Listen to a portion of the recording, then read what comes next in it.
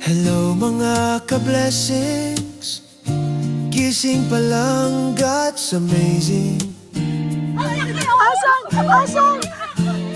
Asan na? Sa bawat araw may dahilan, ngumiti dahil siyang sandigan. Sa simple life, kitang grace, sa hangin araw, camping place, new vlog na puno ng pasasalamat. Let's begin with a grateful heart. Ka-blessings, let's go shine. God's love shared in every line. Laugh, camp, worship, vibe. Life is sweet with Him by our side. Praise His name, lift Him high. Sa bawat vlog makikita kabutihan ng Diyos, tunay na saya.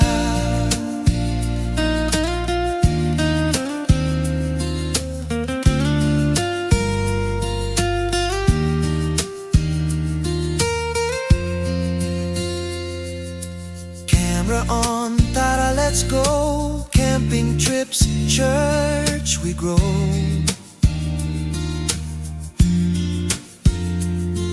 Bonfire nights, prayers rise, faith and joy before our eyes. Simple days but heaven sent, every breath is heaven spent. Sa kwento ko siya ang bida, all for His glory, bawat eksena. Ka-blessings, let's go shine. God's love shared in every line. Laugh, camp, worship, vibe.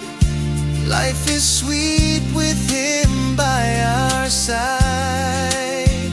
Praise His name, lift Him high. Sa bawat vlog makikita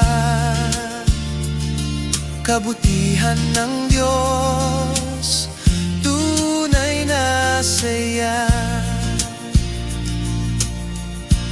Umpisa pa lang, I believe plans niya ay best. I receive with His word. I stand strong sa bawat laban. Tuloy lang through the storms and the praise. God is faithful all our days.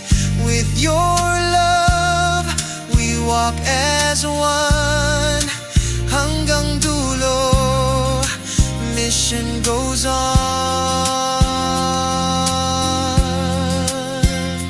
Ka-blessings, let's go shine.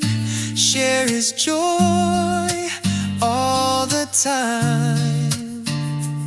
Spread His love every day. God's grace leads the way. Ka-blessings, sama-sama sa faith, hope at saya. This is more than a vlog to see. It's a life lived for His glory. Always remember, every day is a blessing.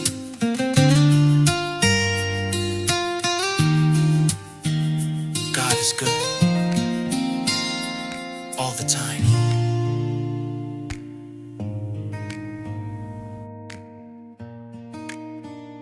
Hello mga ka-blessing, gising pa lang, God's amazing. Sa bawat araw may dahilan, ngumiti dahil siya ang sandigan. Sa simple life, kita ang grace. Sa hangin araw, camping place. New vlog na puno ng pasasalamat. Let's begin with a grateful heart. God blessings, let's go shine. God's love shared in every line. Laugh camp, worship vibe. Life is sweet with Him by our side. Praise His name, lift Him high. Sa bawat vlog makikita kabutihan ng Diyos, tunay na saya. Camera on, tara let's go. Camping trips, church we grow. Bonfire nights, prayers rise. Faith and joy before our eyes. Simple days but heaven sent. Every breath is heaven spent. Sa kwento ko, siya ang bida. All for His glory, bawat Oo nga, eksena. kitang-kita ka dyan. Ikaw, yung director na dyan. Blessings, let's go shine. God's Manda. love shared in every Kalaking tao. laugh camp, worship vibe. Life is sweet with Him by our side. Praise His name, lift Him high. Akala ko tatay. Paano kasi yung buhay niya lang? Kabutihan ng Diyos, tunay na saya. Ay, pwede ka dito, kay Kuya Abby. Ano? Nicole. Tapos ipalit kayo ni, Plans niya ay best. I receive with His word. I stand strong. Sa bawat laban, tuloy lang. Diyos na makapangyarihan, magpakailanman. Ang pag-ibig mo'y sapat sa kanino man. Pagkat ikaw nagbabago, magpakailanman. Ika'y aking sasambahin, lalan mo'y sasambitin. Pagkat pag-ibig mo ang siyang mahalaga sa atin. Sa gitna ng kalungkutan, ika'y papupurihan, pasasalamatan magpakailanman. Ika'y aking sasambahin, lalan mo'y sasambitin. Pagkat pag-ibig mo ang siyang mahalaga sa akin. Sa gitna ng kalungkutan, ika'y papupurihan, pasasalamatan magpakailanman. Pasasalamatan magpakailanman. Pasasalamatan magpakailanman.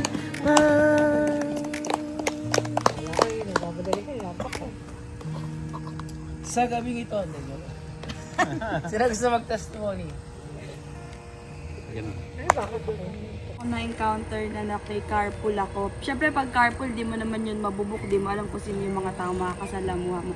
Turns out Christian din po pala siya and meron siyang mga na-share sa akin na mga na-share sa akin. Katulad ng sinabi ko noong last time na pag daw po tayo may problema, magkape lang daw po tayo. Ano daw po ibig sabihin ng kape? Kausapin ang Panginoon every night or every day. Parang sa ganong small interactions po, nakaka-bless po kahit random na araw lang, biglang may papa-connect sa iyo si Lord sa mga ganong bagay. Kaya blessed po ako and thankful po ako doon kay Sir Joey na nakasalamuha ko ng araw. So, kape. Everyday din po na provisions ni Lord sa pamilya po namin. Lalo nung na-aksidente po yung tatay ko, okay naman na po siya ngayon. Ayun po, kaya thank you po kay Lord sa lahat ng blessings and pag-iingat po sa pamilya namin. Amen. Ayun, thank you po kay Lord kasi Alam ko sa'yo na may gusto. Paikot? Thank you kay Lord kasi di ba parang na-share ko din po nun sa leaders meeting dati yung parang yung hirap na magpa-promote. So hindi ko talaga yun ine-expect kasi medyo pag tinignan po yung pero nung nagpasa po yung admin namin ng mga list ng names na kasama sa promotion, nakasama po yung pangalan ko. So kahit malaki yung difference dun sa mga co-teachers ko, nasa 98 sila, ganyan ako, nasa line of 8. Walang imposible kay Lord kung talagang para sa ibibigay talaga ni Lord. So blessings po yun. So thank you kay Lord kasi recently lang po, finally naayos na namin yung papel ni nanay. So kasi ang daming discrepancy sa birth certificate niya, hindi niya maayos yung sa SS hanggang sa pati sa marriage, naungkat na ang daming mali ganyan. Tapos ang ending, kailangan niyang paayos yung birth certificate niya. So, nakailang balik po kami sa City Hall, sa Manila, pabalik-balik. So, yung last pa yata yung Wednesday, finally naayos na. So, babalikan na lang po namin ng September kung na-update na nila para may endorse sa TSA. So, blessing ni Lord na wala nang nakita ibang aberya, dire-diretso na po yung pag-process nito. Thank you very much. Amen. Sa akin, one common thing kay Lord, kasi kay nanay din, nung nakaraan is parang naka-experience siya ng parang pagkahilo. Di ba siya, meron siyang history ng vertigo. So, nagpapasalamat ako kay Lord kasi doon sa bagong company namin is meron siya as dependent siya, kumbaga at least nakabawas pa sa expenses nung pagpapalab test niya. Though kahit hindi nakasama pati yung mga gamot, at least yung expenses ng medical bills, at least kahit annual kami magpa-check up, covered na rin siya. Tapos one kind of salamat kay Lord dun sa yung sa everyday na pag-ingat niya sa amin, lalo ako kasi sa ako dumadaan sa may bypass Claribel. So halos gabi-gabi araw-araw puro truck yung mga nakakasabayan ko. So ayun, so thankful ako kasi wala pa naman ako naging accident kahit. Amen. Thank you, Lord. Ayun. Thank you. Si James na. Ay, team ano lang? Team anong bagets? Team Bagets. Team bagets mo. Tayo team Gorang. Goreng. Goreng. Gorang nga. Gorang. Ano po, thank you po kay Lord kasi nag-advance po ako ng subject kahit first year po ako ngayon, nag-take ako ng fourth year kahit masyadong malayo. Nagulat po ako pumapasa ako kahit Uy, thank you, Lord. wala akong review. Advance na yun, ha? Pumapasa po alam naman po siguro ni Lord na gusto ko lang po talaga makatapos. Mabilis sa tagal-tagal po. Kahit po nag-advance ako, nakakapasa pa naman po. Ang galing ni Lord. Himala talaga ni Lord yun. First year, Advance. nag-advance siya. Bakit team ano lang sabi tayo ba? Meron din. Team Gorang daw. Kurang. Tayo Paikot na. pala. Kami nagpapasalamat kasi na-aksidente si Abby, di ba? Binangga siya ng motor, ng kotse. Paliko siya sa shop. Binangga siya ng motor, kala namin patay. Tapos nung sinabi sa akin ng barangay na hindi niya sinasabi. Sinabi ng barangay sa akin. Ngayon, hindi ako sanay mamasahe. Nagtanong pa ako kung magkano pamasahe. Nagulat siya, nandun ako. Tapos sabi ko, naku, pinakamababa dito, baka 20, ganon. Dahil alam namin, sabi ko, Lord, hindi mapapaano yung mama, yung lalaki na 25 years old. Nandun na, sabi ko na lang dun sa lolo, kawawa rin yung lolo, kaya sabi ko, sige po, kanya-kanya ng paggawa. Yun. Nagpapasalamat ako kasi unang-una, yung bata, hindi na paano. Sabi nga namin, katuruan din sa bata. Yun. Tapos si Abby, hindi nagkagastos, pero yung nervyos namin, abot-abot. Talagang, gastos lang niya yung kotse niya, pero at least buhay yung niya. Kaya yun yung pinagpapasalamat namin na hindi kami lumabas yung pera nung araw na yun. Kaya, thank you, Lord. Amen.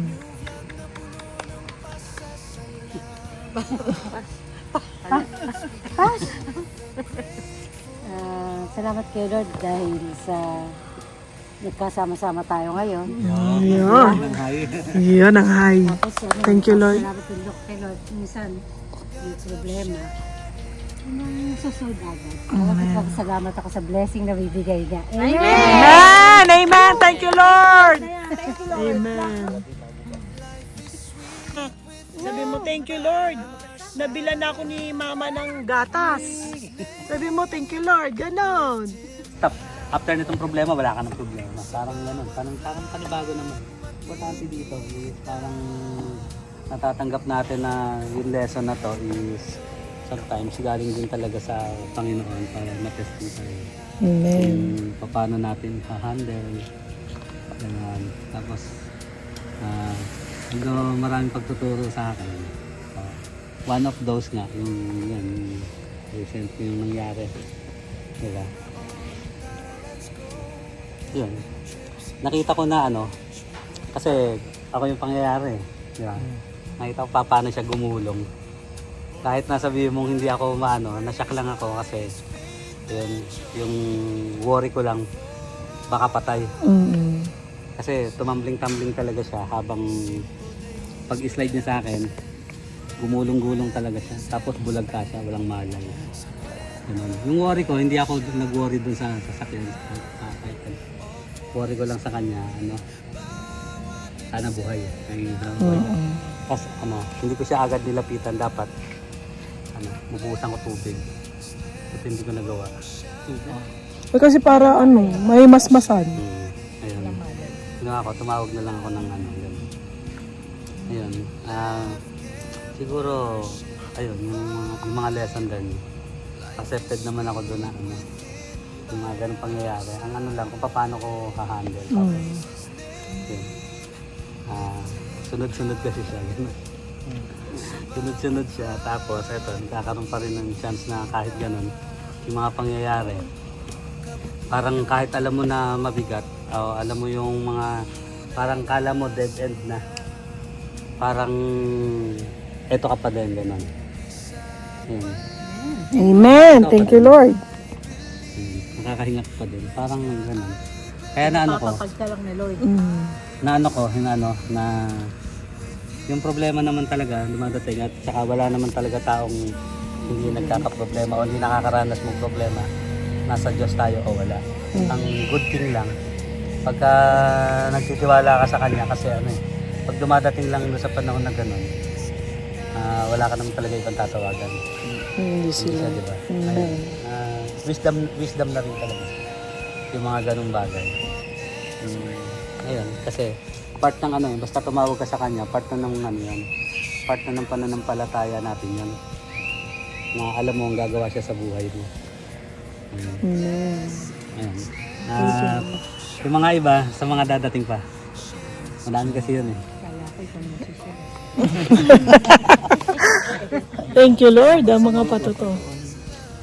Ako salamat kay Lord kasi kaya ko nang i-handle yung utang. Hindi.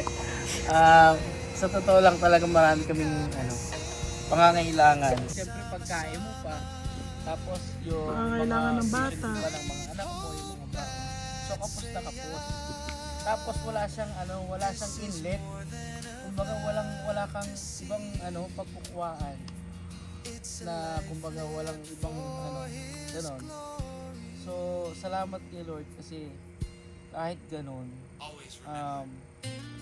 hindi siya nagiging dahilan para hindi mo walang ka ng gana. Kasi dati ganon pag walang laman, pag wala kang pera, kahit paglilingkod, mawawalan ka ng gana.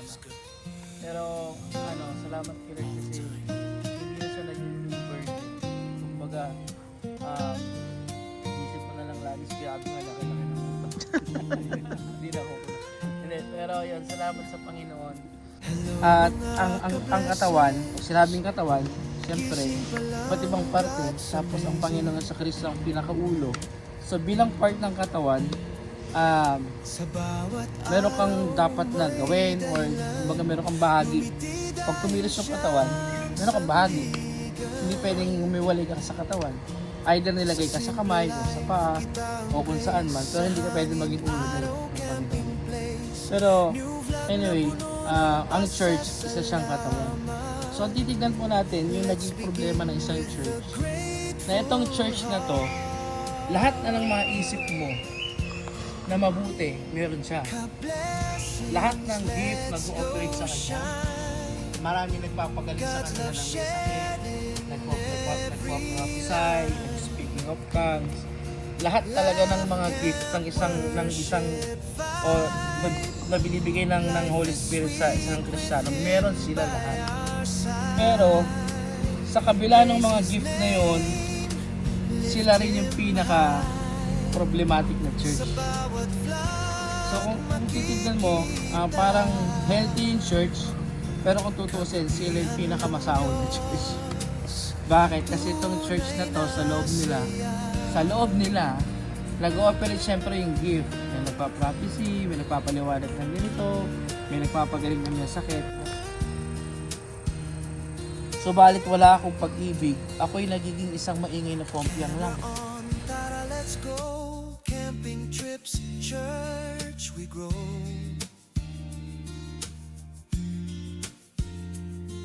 Bonfire nights, prayers rise, faith and joy before our eyes. Simple days, but heaven sent. Every breath is heaven spent. Sa kwento ko siya ang bida, all for His glory, bawat eksena. Ka-blessings, let's go shine. Natulog na po ang bunso ko. Busog ka dun. Yan. Yan ako eh. Mamaya. Yan, matutulog na po siya. Antok na ang bunsusay ko. Tutulugin ko na si bunsusay ko. Bunso, pakita ka nga. Tulog na mayaman.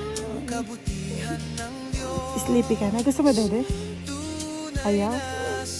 Sabi ko sa'yo, lagyan ng tubig yun. Kanina pa eh.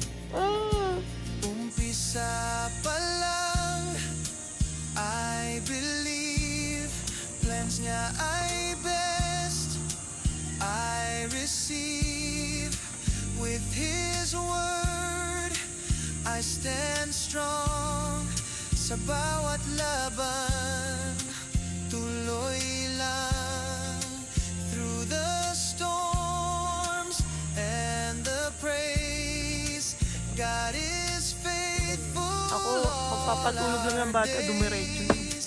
With your love, Umi. walk as one, hanggang dulo, mission goes on.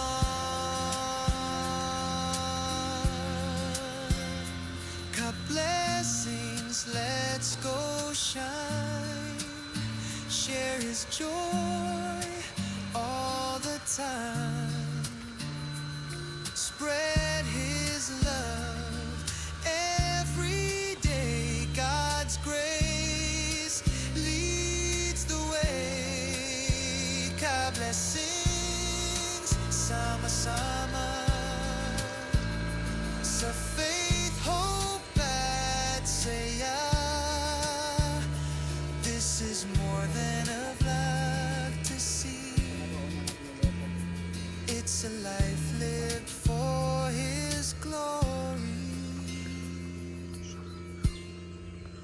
Always remember, every day is a blessing. God is good all the time.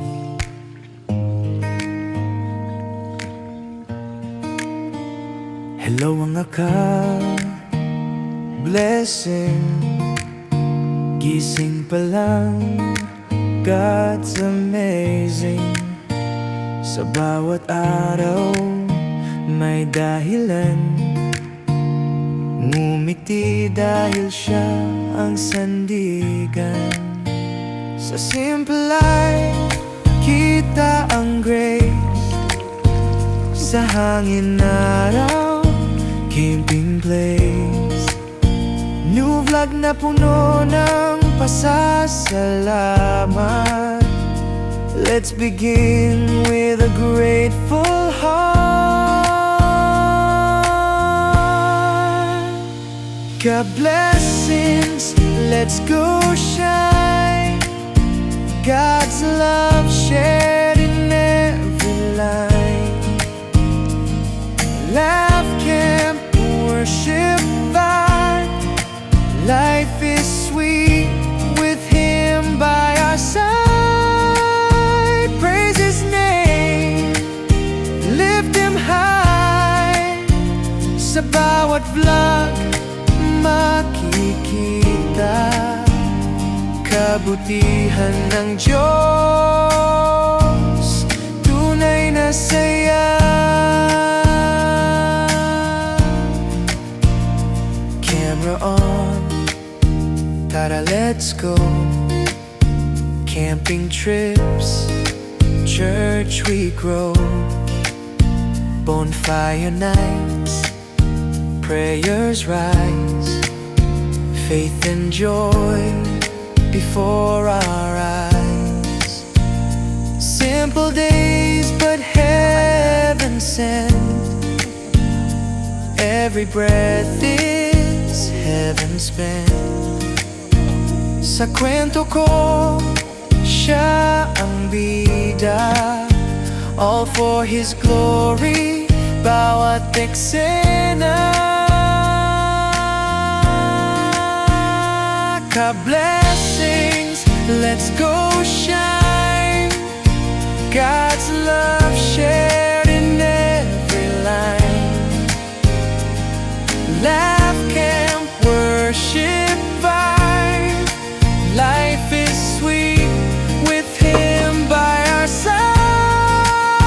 Praise His name, lift Him high. Sa bawat vlog makikita kabutihan ng Diyos, tunay na saya. Umpisa pa lang, I believe plans niya ay best. I receive with His word, I stand strong. Sa bawat laban, tuloy lang. Through the storms and the praise, God is faithful all our days. With your love we walk as one. Galing. Hanggang dulo, mission goes on. Ka-blessings, let's go shine. Share His joy all the time. Spread His